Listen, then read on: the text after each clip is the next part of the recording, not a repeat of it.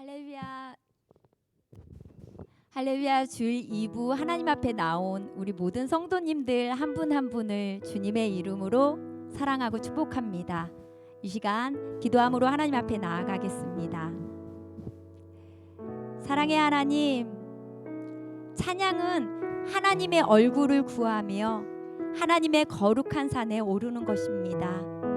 하나님, 이 시간에 우리가 일주일 동안 있었던 모든 마음을 정돈하고 주님 바라보기 원합니다. 마음으로 가사 하나하나를 하나님 앞에 올려드릴 때 살아계신 그 인격이신 하나님 앞에 설 수 있게 도와주세요. 그래서 이 예배 가운데 더 간절히 하나님을 만나고 하나님께서 두루 행하셔서 우리를 만져주셔서 우리의 영혼 육이 강건해지는 시간이 되게 도와주세요. 예수 그리스도의 이름으로 기도드립니다. 아멘.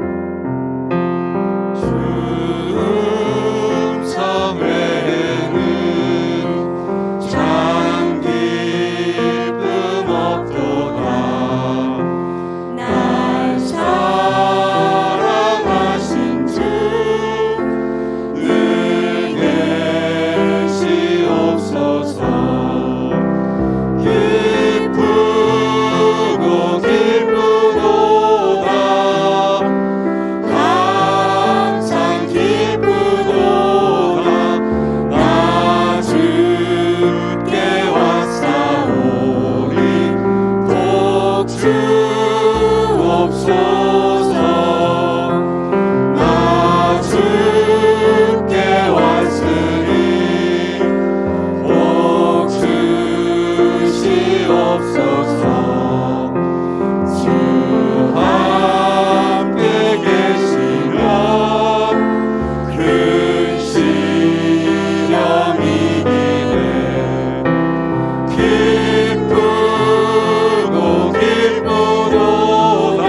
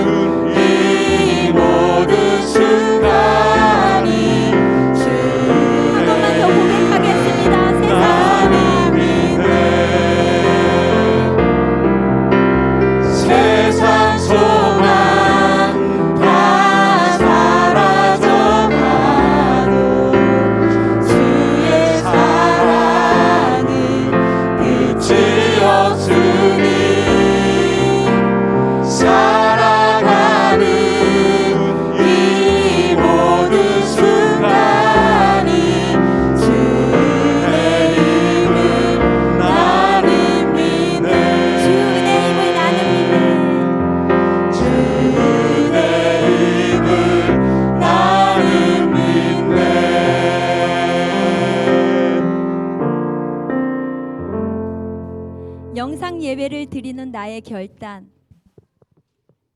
하나, 신령과 진정으로 주님이 찾으시는 예배를 드리겠습니다. 둘, 성경과 주보와 예물을 미리 준비하여 예배를 드리겠습니다. 셋, 단정하게 옷을 입고 바른 자세로 예배를 드리겠습니다. 넷, 장소를 정해서 성전과 같은 마음으로 예배를 드리겠습니다. 다섯, 예배 시 이동을 자제하고 집중하여 예배를 드리겠습니다.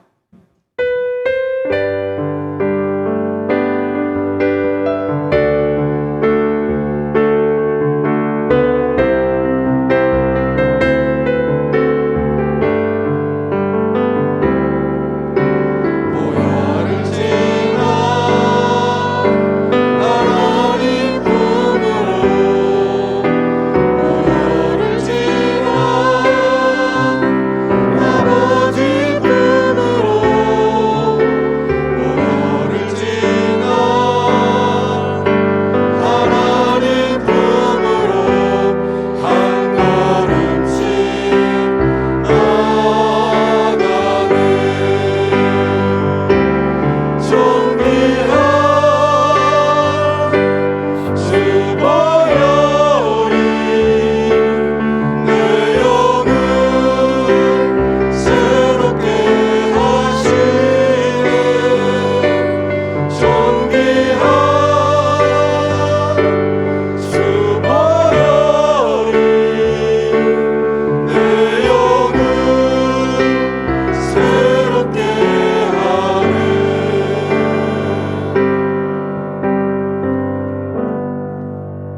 전능하사 천지를 만드신 하나님 아버지를 내가 믿사오며 그 외아들 우리 주 예수 그리스도를 믿사오니 이는 성령으로 잉태하사 동정녀 마리아에게 나시고 본디오 빌라도에게 고난을 받으사 십자가에 못 박혀 죽으시고 장사한 지 사흘 만에 죽은 자 가운데서 다시 살아나시며 하늘에 오르사 전능하신 하나님 우편에 앉아 계시다가 저리로서 산 자와 죽은 자를 심판하러 오시리라.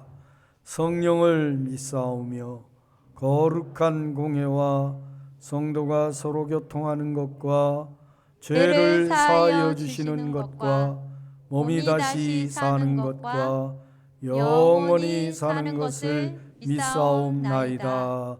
아멘.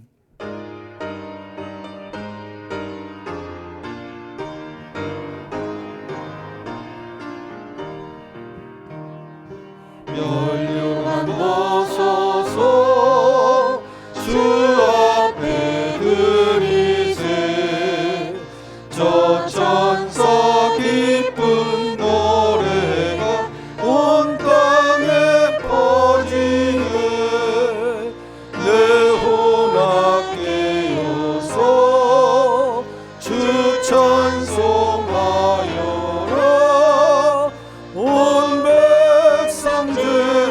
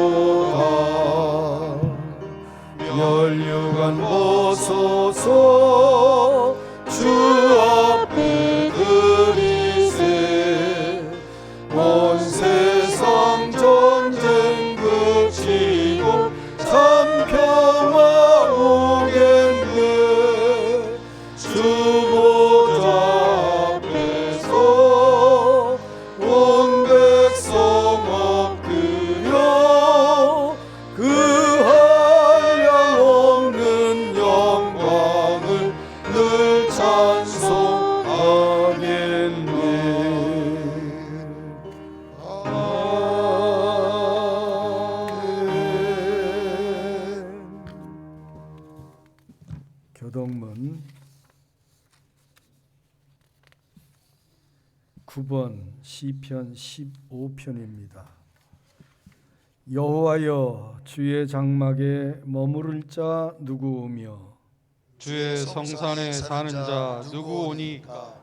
정직하게 행하며 공의를 실천하며 그의 마음에 진실을 말하며 그의 혀로 남을 허물하지 아니하고 그의 이웃에게 악을 행하지 아니하며 그의 이웃을 비방하지 아니하며 그의 눈은 망령된 자를 멸시하며 여호와를 두려워하는 자들을 존대하며 그의 마음에 서원한 것은 해로울지라도 변하지 아니하며 이자를 받으려고 돈을 구워주지 아니하며 뇌물을 받고 무죄한 자를 해하지 아니하는 자이니 이런 일을 행하는 자는 영원히 흔들리지 아니하리이다. 아멘.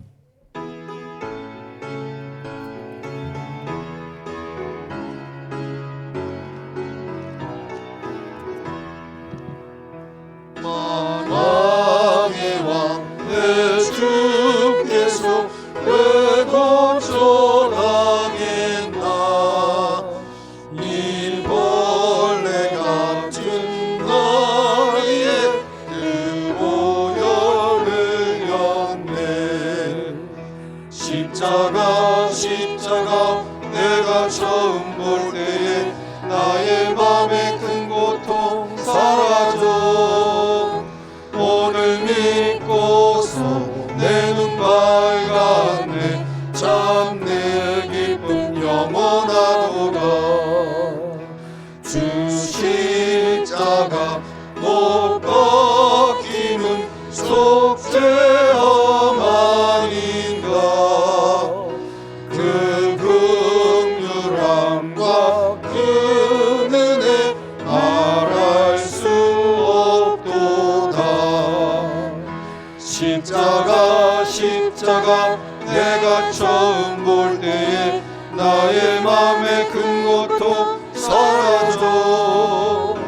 오늘 믿고서 내 눈 밝았네. 참 내 기쁨 영원하도다. 늘어도 그 큰 은혜 더 갚을 수 없네. 나 주님께 몸 바쳐서 주의 힘쓰리. 십자가 내가 처음 볼 때에 나의 맘에 큰 고통 사라져. 오늘 믿고서 내 눈 밝았네. 참 내 기쁨 영원하도다. 아멘.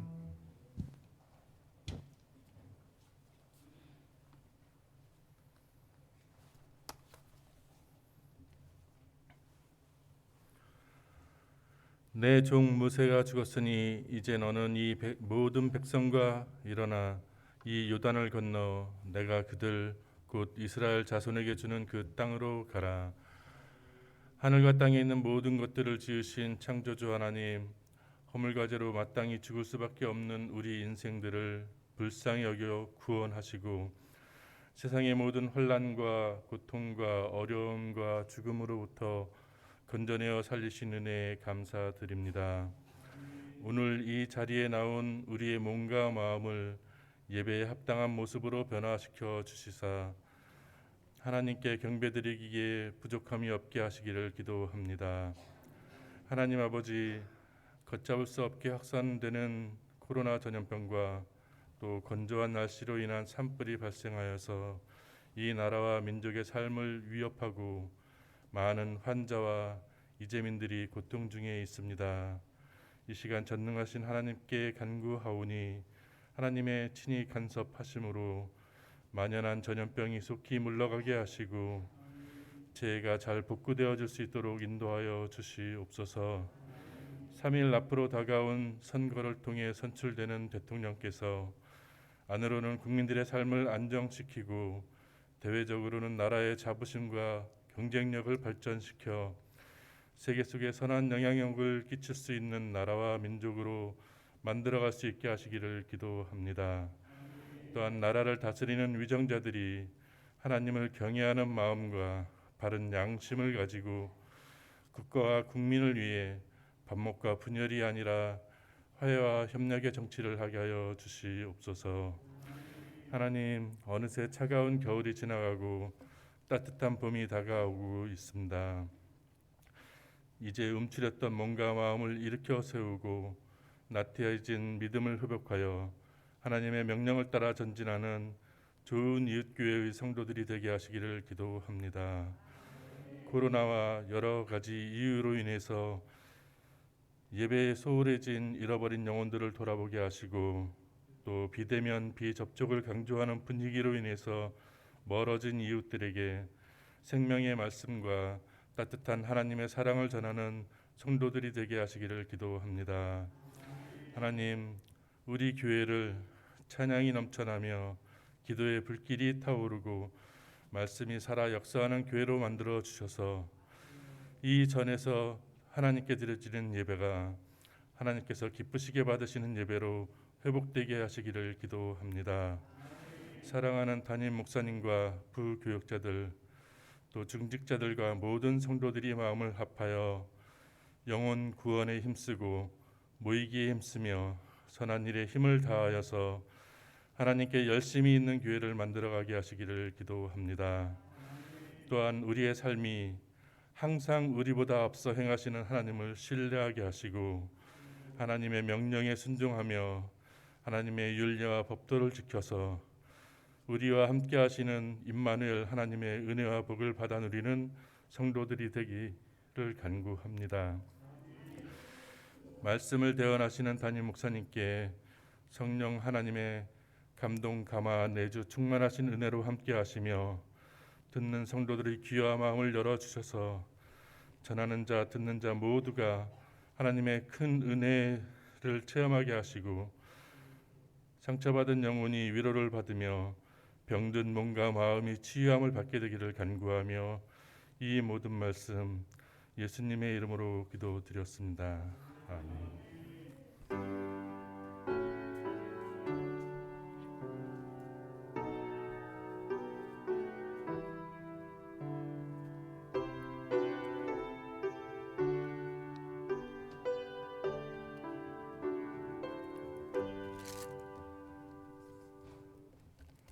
오늘 말씀은 사도행전 4장입니다.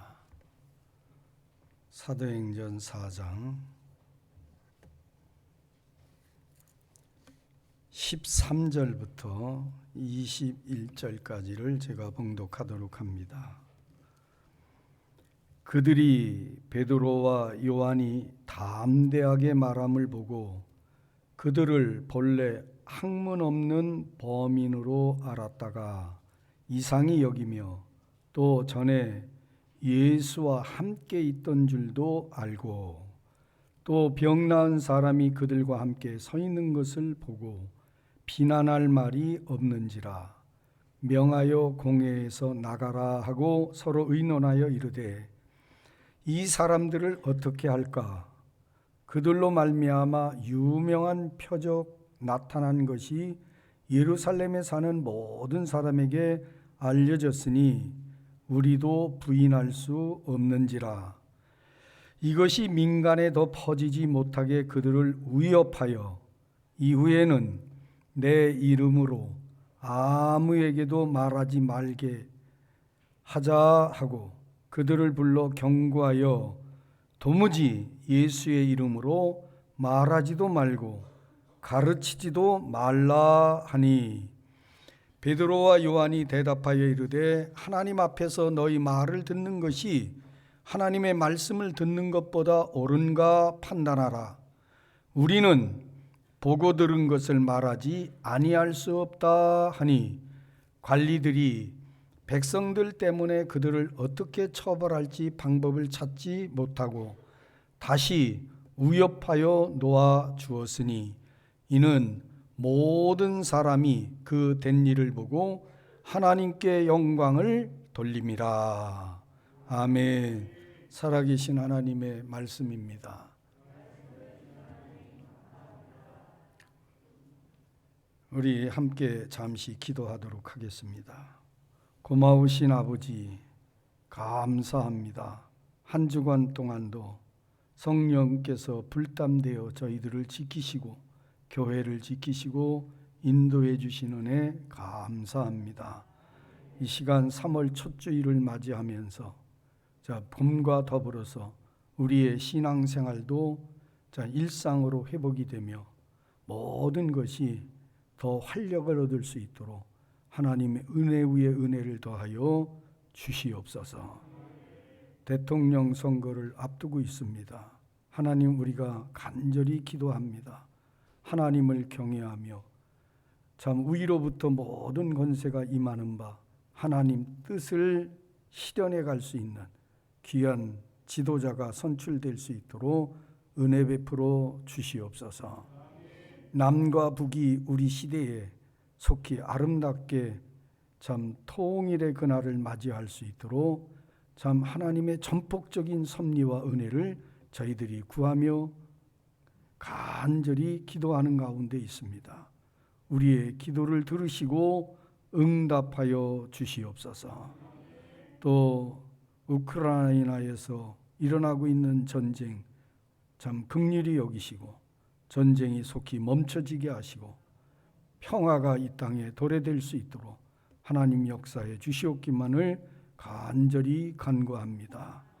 오늘도 종이 말씀을 선포합니다. 우리 모두에게 참 은혜가 되게 하시고 또 성전 예배에 함께하지 못하나 영상으로 함께하는 분들에게도 같은 은혜로 역사하여 주시옵소서. 예수님 이름으로 기도드리옵나이다. 아멘. 오늘 사도행전 4장 전체가 3장에서부터 4장까지 이어지는 내용이 본문의 내용인데 제가 4장 13절로 21절까지만 봉독해 드렸습니다. 그러면서 설교 제목을 두 사도의 용기 그렇게 정했습니다. 설교 제목이 뭐라고요? 두 사도의 용기.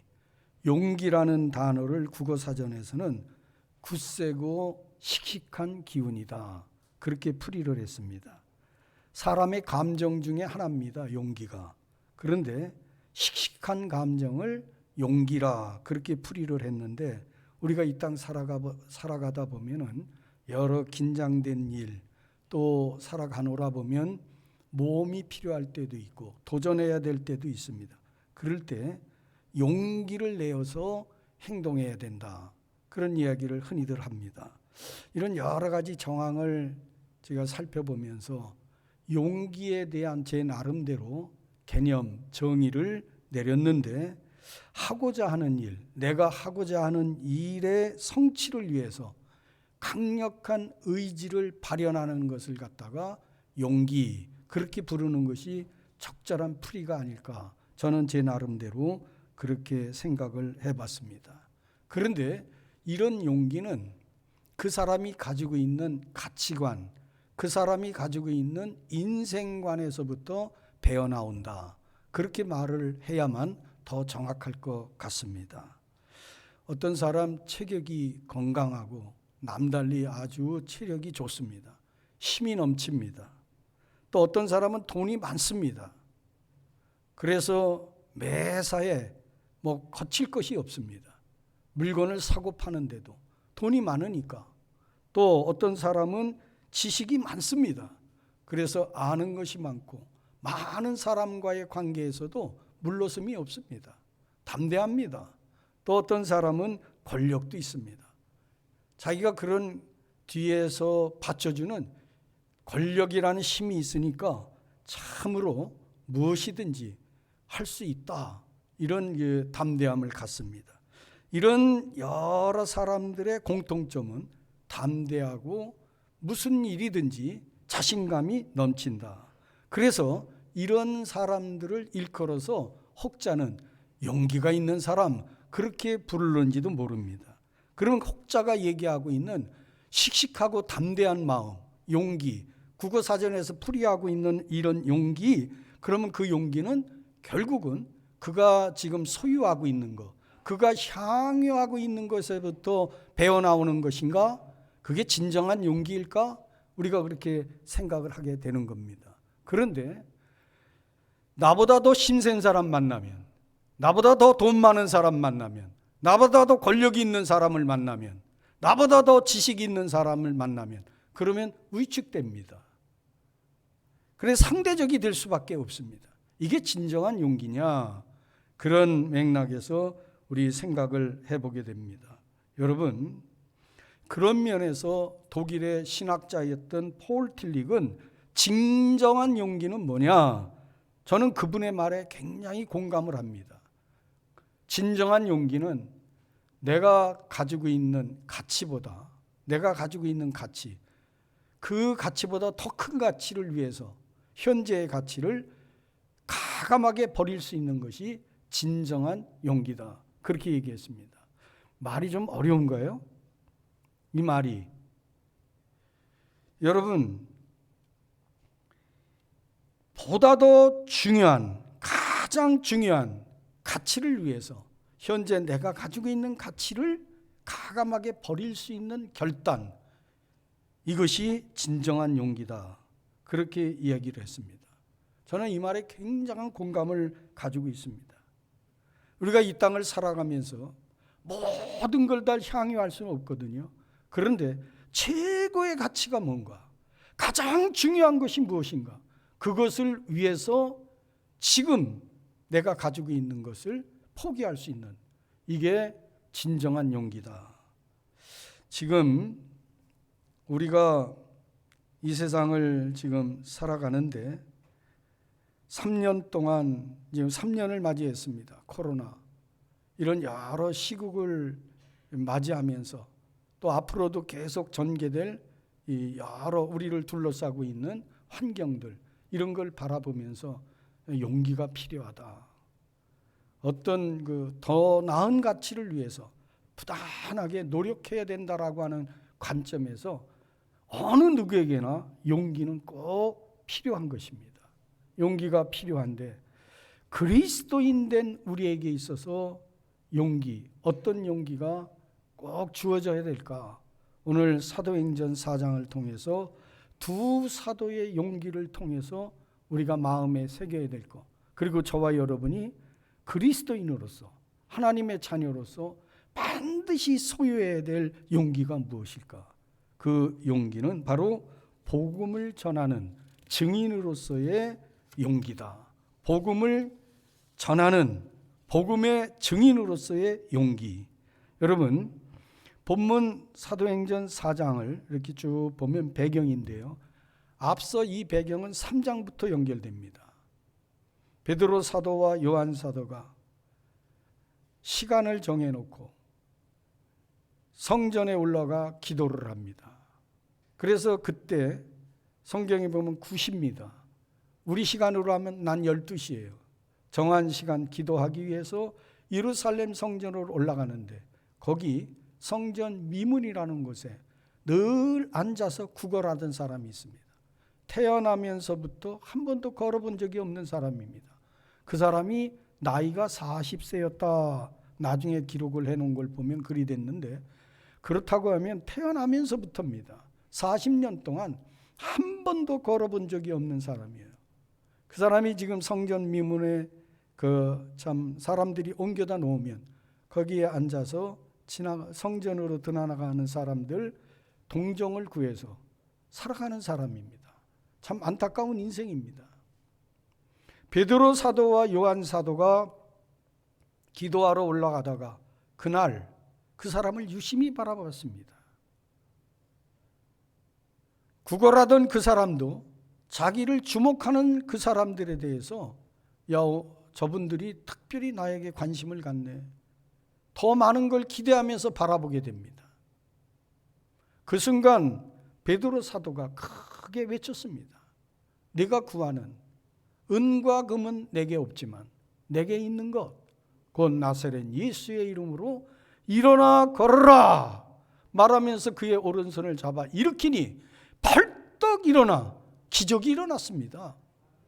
40년 동안 근육이 다 손상이 되고 풀어지고 관절이 굳어지고 그랬던 그가 벌떡 일어나서 뛰기도 하고 걷기도 하고 하나님을 찬미했다. 여러분, 온 예루살렘이 이 기적을 보고 소동을 했습니다. 대단한 일이 일어나지 않아요? 그러면서 그때 베드로 사도가 참 이 놀라운 사건을 보고 몰려든 민중들에게 증거합니다. 뭐라고 증거합니까? 여러분, 여러분들과 여러분의 지도자 종교인들이 십자가에 못 박아 죽인 예수, 그분은 무덤에 장사된 지 사흘 만에 부활하셨고 산 자와 죽은 자의 소망이 되셨습니다. 이렇게 증언을 했습니다. 이런 증언을 하다가 복음을 증거하다가 지금 산헤드린 공회에 체포돼서 거기서 지금 신문 받기 위해 쓰게 된 겁니다. 본문의 배경이에요. 복음을 증거하다가 신문을 받기 위해서 산헤드린 공회에 지금 체포돼 끌려왔습니다. 사도행전 4장 7절에 보면 산헤드린 공회 대제사장을 비롯한 종교 지도자들이 두 사도에게 이렇게 말합니다. 너희가 무슨 권세와 누구의 이름, 누구의 권위를 가지고 이런 일을 행하느냐? 예수에 대해서 왜 가르치느냐? 실문을 하며 핍박을 했습니다. 그때 여러분 9절로 12절 한번 보세요. 사도행전 4장 9절로 12절. 9절로 12절 보면 지금 두 사도가 뭐라고 얘기합니까? 만일 병자에게 행한 착한 일에 대하여 이 사람이 어떻게 병고침 자리에서 기적적으로 일어났나 구원을 받았느냐 오늘 우리에게 너희가 질문을 한다면 너희와 모든 이스라엘 백성들은 알라. 너희가 십자가에 못 박고 하나님이 죽은 자 가운데서 살리신 나사렛 예수 그리스도의 이름으로 이 안진뱅이가 건강하게 되어 너희 앞에 섰느니라. 이 예수는 너희 건축자들의 버린 돌로서 진모퉁이의 머릿돌이 되었느니라. 다른 이로서는 구원을 받을 수 없나니 천하 사람 중에 구원을 받을 만한 다른 이름을 우리에게 주신 일이 없음이라 하였더라. 할렐루야. 담대하게 복음을 증언했습니다. 여러분, 우리에게 복음을 증거하는 이런 위대한 사명이 주어졌습니다. 이 시대를 살면서 저와 여러분은 복음을 증언하는 일에 대한 강하고 담대한 용기를 가져야 됩니다. 어떤 상황에서든지 어느 때에든지 어느 장소에든지 물어나고 우리는 복음을 증거해야 됩니다. 복음 증거에 있어서 용기를 상실해서는 아니 됩니다. 두 사도는 복음을 증언했습니다. 환난과 핍박 가운데서도 복음을 증언했습니다. 이 복음 증언하는 두 사도에 대해서 깜짝 놀랐습니다. 산헤드린 공회의 지도자들이 본래 이들은 학문이 없는 사람으로 알았는데 이들이 이렇게 강하고 담대하게 말씀을 증거하니 이들의 용기가 어디서 나왔을까? 그런 당황이 그들에게 있었습니다. 여러분, 진정한 용기는, 그리스도인의 용기는 어디서부터 나오는가? 그건 재력에서 나오는 게 아닙니다. 권력에서 나오는 것도 아닙니다. 체력에서 나오는 것도 아닙니다. 성령으로 말미암은 용기인 줄을 믿으시기 바랍니다. 오늘 본문을 보면서 용기에 대해서 말씀을 드리면서 저와 여러분이 꼭 마음에 새겨야 될 것, 그리스도인으로서 우리가 가져야 될 용기가 하나 더 있습니다. 그것은 불의와 잘못에 대해서 말할 수 있는 용기입니다. 여러분, 사도행전 앞서 3장 13절로 14절을 보면 기적적 사건을 보고서 많은 민중들이 솔로몬 행각에 모였어요. 그때 베드로 사도가 유명한 설교도 했거니와 몰려온 군중들에게 이렇게 신랄하게 그 민중들의 어리석음 그리고 지은 죄에 대해서 지적을 합니다. 빌라도 총독이 놓아주기로 결의한 예수, 그 거룩하시고 의로우신 예수를 너희가 거부하고 살인한 사람을 놓아주기를 구하여 생명의 주 예수를 죽였도다. 이러면서 몰려온 민중들에 대해서 신랄하게 그들의 죄를 질책을 하면서 책망을 했습니다. 여러분, 한번 생각을 해보세요. 상황적 판단을 해보면 수많은 사람들이 지금 이 기적을 보고서 긍정적인 마음, 열린 마음을 가지고 지금 베드로 사도와 요한 사도 앞에 몰려들었습니다.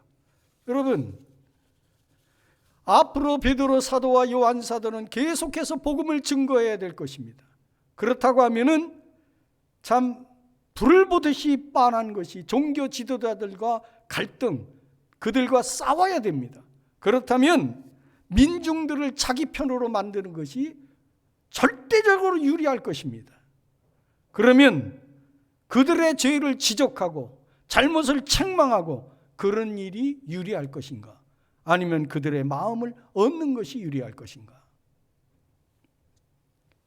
물론 상황이 그렇겠습니다만은 대통령 후보로 나와서 유세하는 분들, 수많은 민중들이 참 우리 국민들이 유권자들이 모였을 때 그들에게 참 책망하는 말 할 수 있습니까?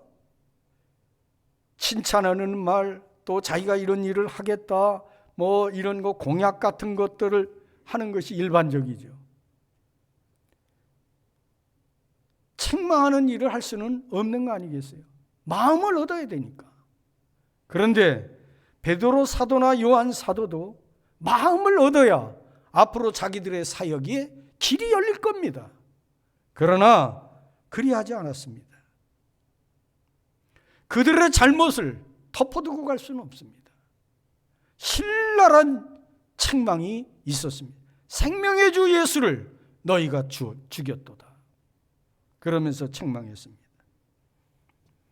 사무엘하 12장 1절로 12절에 보면 우리가 읽기 잘하는 이야기가 거기 기록이 되어 있습니다. 다윗이 우리아의 아내 밧세바를 취하고 그리고 우리아를 전쟁터 깊은 곳에 가서 죽도록 그렇게 사주하지 않았습니까? 그 결과에 대해서 하나님이 다 아십니다. 하나님께서 나단 선지자를 보내셨습니다. 나단 선지자가 다윗 왕과 독대에서 하는 내용의 이야기가 사무엘하 12장 1절로 12절에 기록이 되어 있습니다. 나단 선지자가 이야기합니다.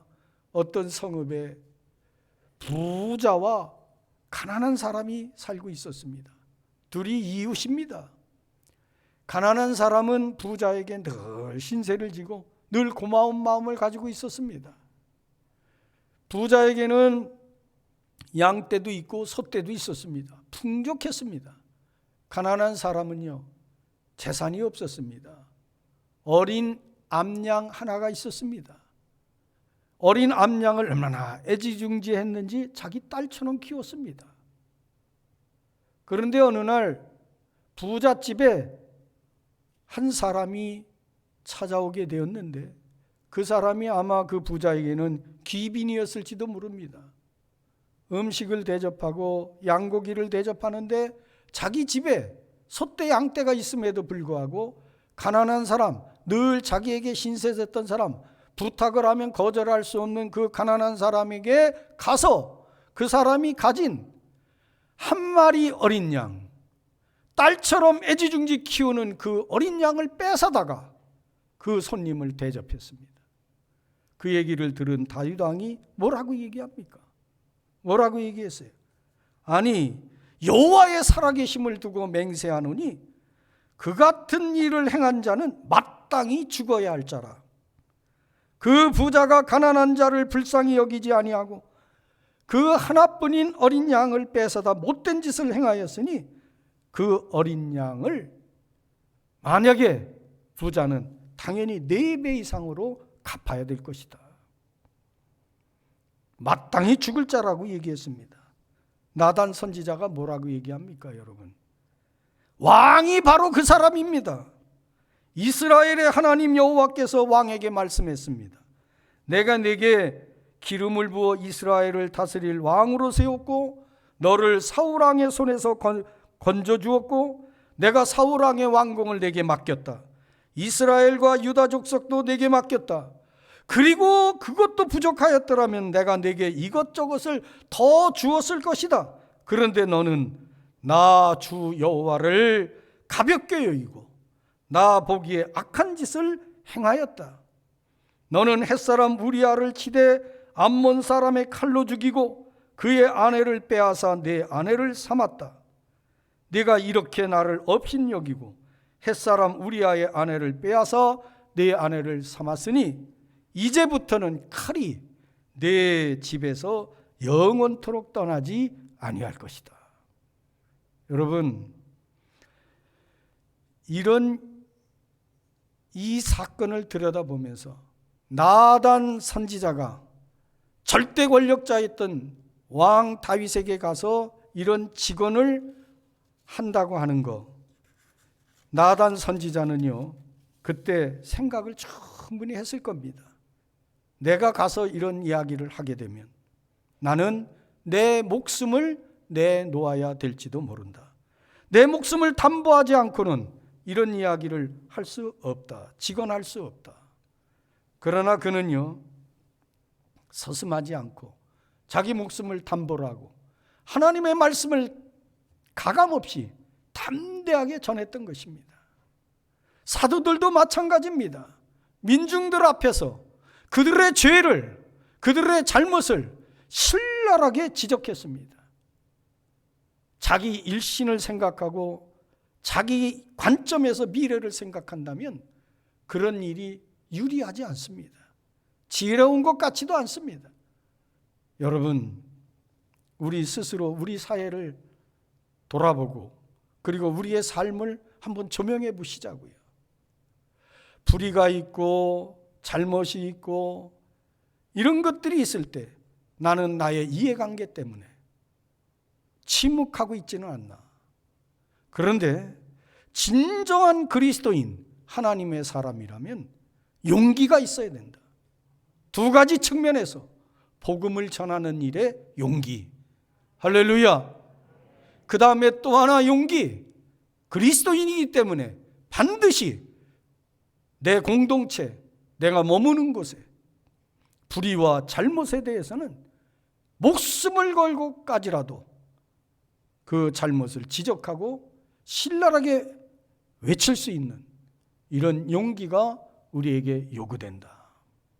여러분, 이런 용기야말로 세상의 소금으로서, 세상의 빛으로서 삶을 살아가는 원동력이 되는 것입니다.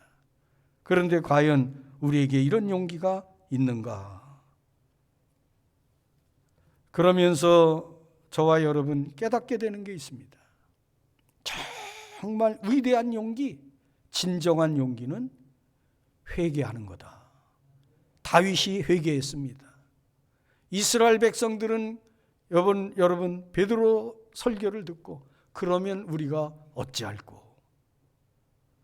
그리고 자기들의 마음을 열며 회개하고 그날 세례를 받고 3,000명, 5,000명씩 주께로 돌아오는 은혜의 역사가 있었던 겁니다.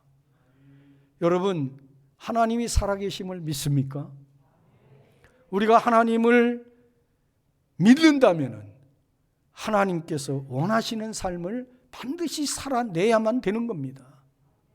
하나님은 우리를 보고 너희는 세상의 소금, 세상의 빛, 복음의 증인으로서의 삶을 살라고 얘기합니다. 증인된 삶을 꼭 살 수 있기를 예수님의 이름으로 축원합니다.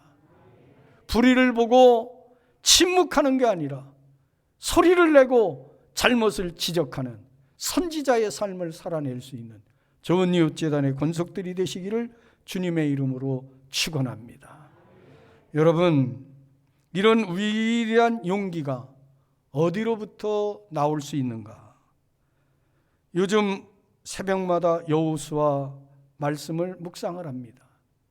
여호수아서 1장 1절로 9절을 보면 모세가 하나님의 부름을 받아 떠나게 되자 이스라엘 백성들은 크게 낙심하고 깊은 슬픔에 빠지고, 그리고 앞으로 어떤 일이 일어날지에 대한 불안감, 미래에 대한 두려움, 그리고 불투명함 때문에 다들 앉아 있었습니다.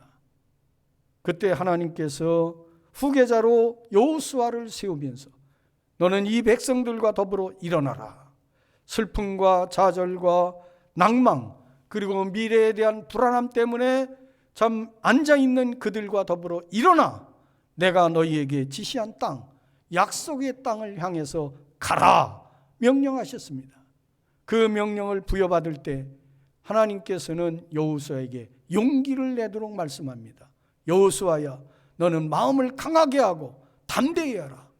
오직 너는 마음을 강하게 하고 극히 담대히 하라. 내가 너와 반드시 함께 하겠다. 임마누엘의 약속을 합니다.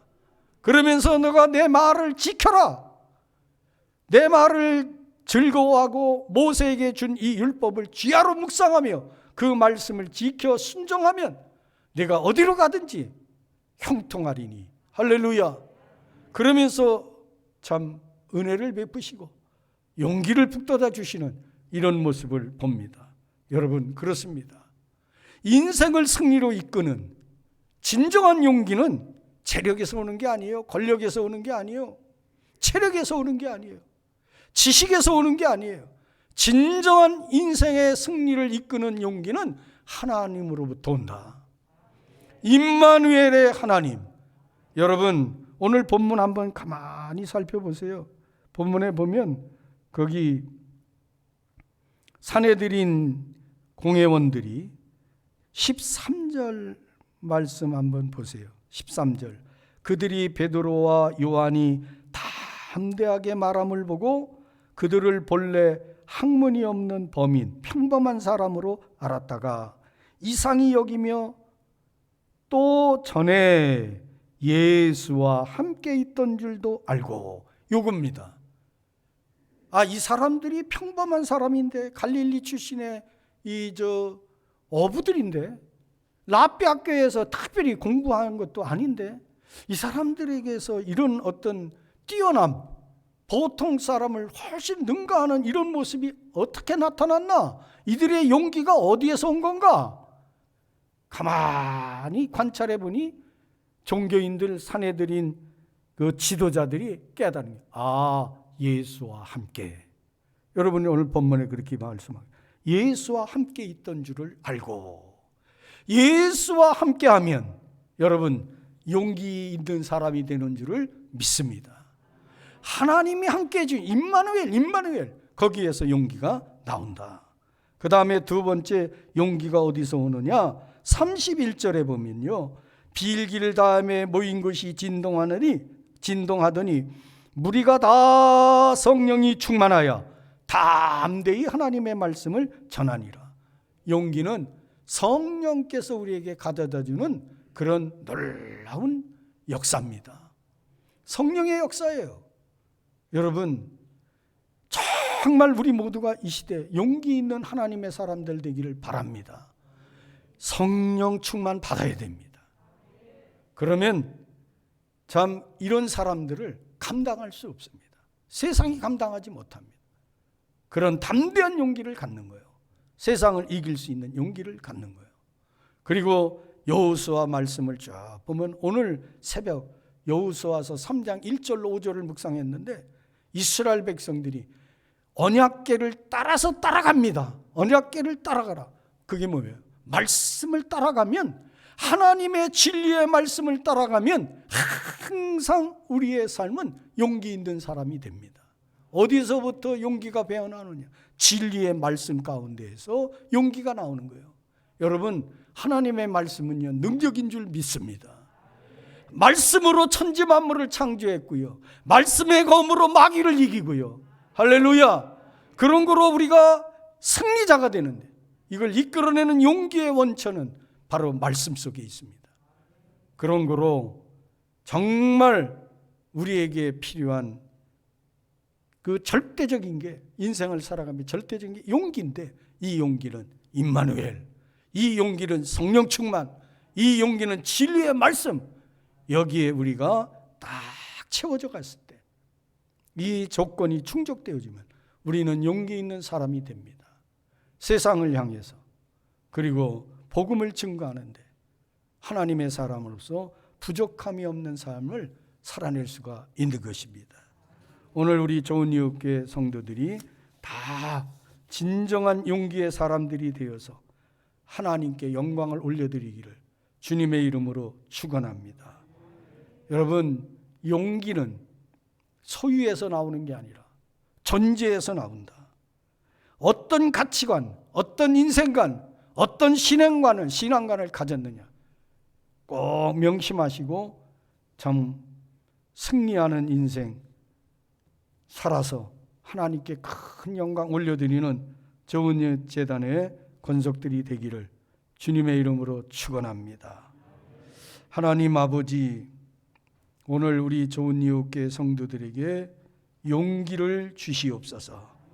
임마누엘의 하나님과 함께 인생을 걸어가게 하시고 성령 충만을 통해서 능력을 덧입게 하시고 말씀의 검을 가지고 나아가 우리 앞에 다가오는 수많은 골리앗들을 다 때려 눕히는 승리자들이 될 수 있도록 도와주시옵소서. 여리고성을 무너뜨리고 요단강을 건넜던 여호수아를 본받을 수 있도록 도와주시옵소서. 예수님 이름으로 기도드리옵나이다. 아멘.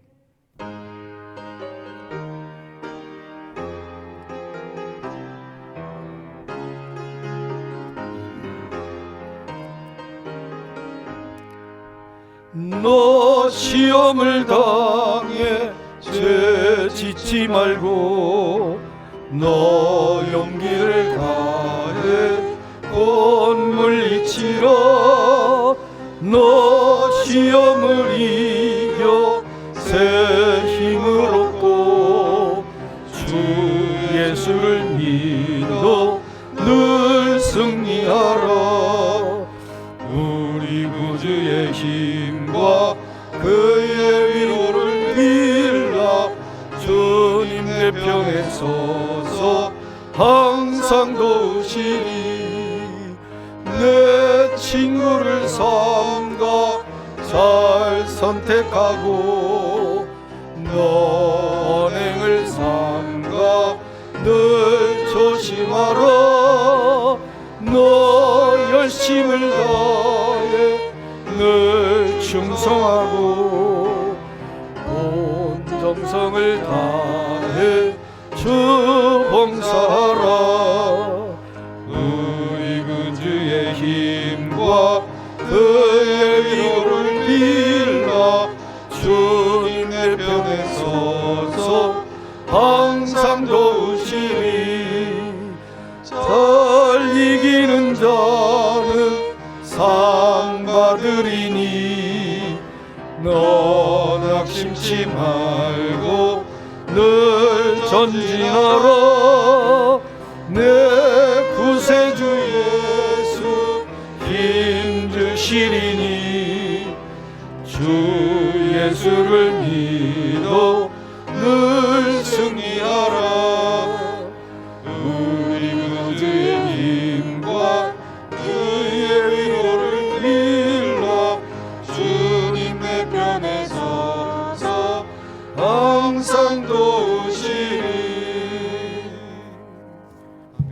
아멘. 먼저 새 가족 소개하겠습니다. 우리 박태원 집사님, 우리 박수원 집사님 동생 되시는 분, 김영인 권사님 시동생, 제부가 시동생이죠. 예, 시동생 되시는 박태원 집사님, 권사님이시네요. 예, 권사님, 예, 우리 저희 교회 등록을 하셨습니다. 잠깐 일어나시면 저희들 박수로 환영하겠습니다. 예? 뒤에 가족 그리고 사위 두 분, 강정숙 권사님이십니다. 부인 되시는 분은 참 다 일어나시면은 저희들 박수로 환영하겠습니다. 다 같이 박수로 환영하겠습니다. 감사합니다. 자리에 앉으시면 제가 기도하겠습니다. 앉으세요. 기도할 테니까. 고마우신 아버지, 참 우리 박태원 권사님 그리고 강정수 권사님, 김태영 사위, 이렇게 좋은 이웃께 새 가족이 되었습니다. 하나님, 저들의 마음을 늘 어루만져 주시고 교회 공동체에 이제 뿌리를 내리고 잘 정착해서 좋은 이웃 공동체의 귀한 일꾼이 되게 하시고 하나님께 영광 돌리게 해 주옵소서. 저들의 가정의 행복을, 그리고 자녀들이 잘 되는 복으로 늘 함께하여 주시고 용기 있는 하나님의 사람들이 되어 큰 영광 올려드릴 수 있도록 복의 복을 더하여 주옵소서.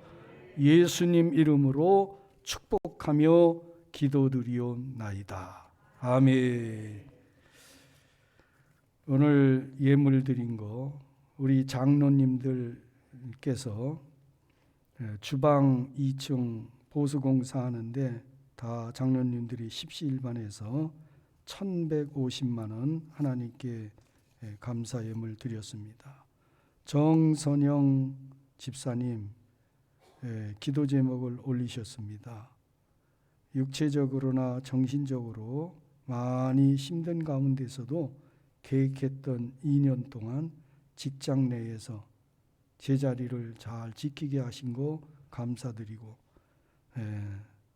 모든 면에서 사랑과 관계에서 늘 승리하는 삶 살게 하심을 감사하고, 또 열심히 일해서 모은 물질도 하나님께 봉헌할 수 있도록 도와주신 거 감사합니다. 감사 예물 올려드렸습니다. 하나님께서 이 감사를 받으시고 더 큰 감사의 조건으로 축복하실 줄로 믿습니다. 노선한 김영란 집사님께서도 주방공사 십시일반 예물 드렸습니다. 그리고 김철수 장로님 새로운 장막을 주셔서 이사하게 도와주신 거 감사하면서 예물 드렸습니다. 드린 예물들을 위해서 축복기도 합니다. 하나님 감사합니다. 정말 감사합니다. 모든 게 하나님의 은혜입니다. 참 이렇게 여러 기도의 제목들을 놓고 올려드리는 감사의 예물들, 또 목적 헌금들 축사 축복하셔서 오병이어의 기적이 나타나게 해 주옵소서. 저들의 삶에도 늘 풍요가 차고 넘치게 하시고 좋은 이웃께는 더욱 힘있게 이제 창립 34주년을 넘어 작년의 교회로 우리가 2030 비전을 하나님 앞에 올려드린 바 이 비전을 넉넉히 실현해 갈 수 있는 교회 되도록 도와주시옵소서. 저들의 직장 사업장 더 풍성토록 도와주시옵소서. 예수님 이름으로 축복하며 기도드리옵나이다. 아멘. 이 시간에는 우리 장로님들이 늘 1년에 한 차례씩 장학금, 격려금을 지급을 합니다. 장로님들 나오셔서 장학회 책임 맡은 분 나오셔서 장학금 전달식을 하겠습니다. 2022년 장학위원회에서 상반기 장학증서와 장학금을 전달하겠습니다. 전달은 장학위원회이신 위원장이신 송우석 장로님께서 전달해 주시겠습니다. 호명하는 분들은 앞으로 나와 주시기 바랍니다. 신학생 이재빈, 청년회장 주민권, 학생부 우지성, 문민서.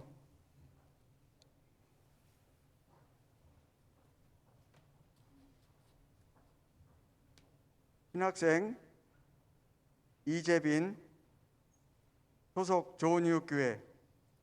청년이 무엇으로 그 행실을 깨끗게 하리이까? 주의 말씀을 따라 삼갈 것이니이다. 시편 119편 9절 말씀. 위 사람은 예배에 충실하고 영적 리더십을 소유하여 타의 모범이 됩니다. 이에 하나님 나라 확장을 위한 노력을 격려하고자 지명하여 좋은이웃교회 장학위원회 장학금과 증서를 수여합니다. 2022년 3월 6일 좋은이웃교회 담임목사 김윤석 대독.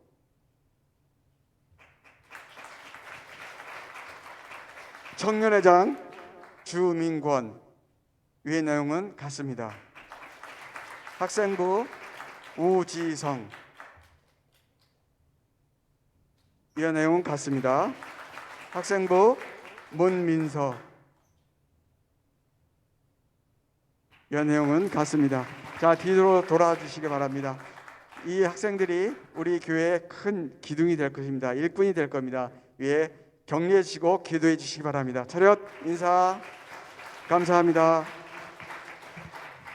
네, 감사합니다. 우리 장로님들을 위해서도 박수 한번 하시죠. 감사합니다. 우리 장로님들께서 늘 이렇게 회비도 내시고 그렇게 하면서 모아서 이렇게 귀한 일들을 하십니다. 그리고 장로님들이 장학금 전달하는 것은 학생들에게 학업을 격려하기 위한 장학금도 있고 또 기관에서 수고하는 분들을 위해서 격려금으로도 줍니다. 그러니까 장로님들의 장학 규정이 그렇게 되어 있어서 교회 기관에서 열심히 충성하는 일꾼들 힘을 보태기 위해서도 이렇게 격려금을 준다고 하는 거 이해를 하시고, 우리 좋은이웃교회가 원래 장학회가 있고 또 여러분들이 장학헌금도 하고 있는데 교회가 이 일을 감당을 해야 되는데 아직까지 못하고 있습니다. 특별히 서병학 장학위원회가 있는데 서병학 장학위원회가 정상적으로 이렇게 장학금을 지출해서 다음 세대 인재들을 육성하는 일에 더 많은 일을 교회가 할 수 있도록 여러분 기도해 주시면 고맙겠습니다. 서병학 장학금이 교회 재정으로 이렇게 어렵다 보니까 쓰다 보니까 서병학 장학금에서 나온 금액을 가지고 장학금 지급을 해야 되는데 그 일을 오랫동안 못하고 있어서 제가 목회하면서 늘 안타까운 마음을 좀 가지고 있습니다. 여러분 속히 우리 교회 재정이 회복이 돼서 서병학 장학금 지급할 수 있도록 하면 고맙겠습니다. 우리 제가 광고 말씀드려야 되는데 안 했는데, 오늘 예배 마치고 잠깐 마을장 목자들께서는 자리에 남으시면 이 목장사역센터에서 여러분들에게 좀 전달 사항이 있습니다. 우리 서민기 목사님께서 바로 마을장 목자들 이렇게 정기 교육을 서 목사님이 좀 해주시면 고맙겠습니다. 그리고 오늘 강단 꽃꽂이는 최진수 장로님 4분 결혼감사로, 또 김주희 청년 생일감사로 하나님께 드렸습니다.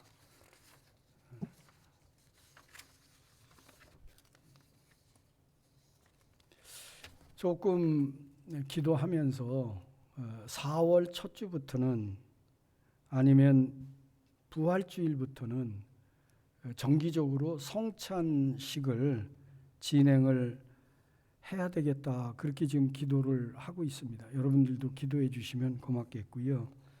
세일의 특별 새벽기도회가 3월 28일부터 4월 17일까지 있습니다. 우리 교회가 창립되면서부터 지금까지 이제 4년 차 한 번도 빠짐없이 세일의 특별 새벽기도회는 합니다.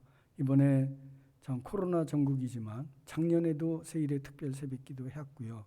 여러분들 이번에 결단하시고 하나님 앞에 꼭 기도 응답 받아야 될 거 올려놓고 세일의 특별 새벽기도 함께 하시면 고맙겠습니다. 그리고 3월 1일이 우리 3.1절 공휴일로 지내는데 많은 분들이 교회 오셔서 2층 주방 공사한 거 참 수고하고 땀 흘려서 청소하고 정돈을 하셨는데 4월 부활주일 앞두고 4월 16일 16일에 대청소 환경미화 다시 한번 할 테니까 여러분들 그렇게 아시고 힘써 주시면 고맙겠습니다. 수고하신 분들에게 감사 말씀드립니다. 마을장 목자들 월요 목양 새벽기도에 열심히 출석해 주시기 부탁을 드리겠습니다. 우리 다 일어나셔서 53장 찬송 드리고 축도합니다.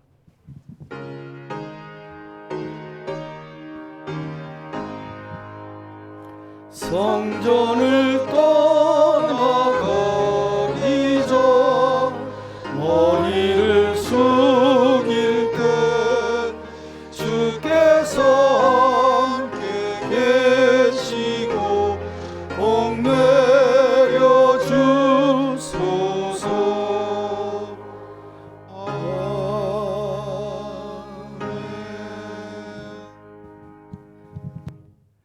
오늘 등록한 가정과 또 앞장서서 수고를 아끼지 않는 우리 항정직 직분자들, 교회의 모든 성도들, 하나님 은혜 위에 은혜를 더하여 주시옵소서.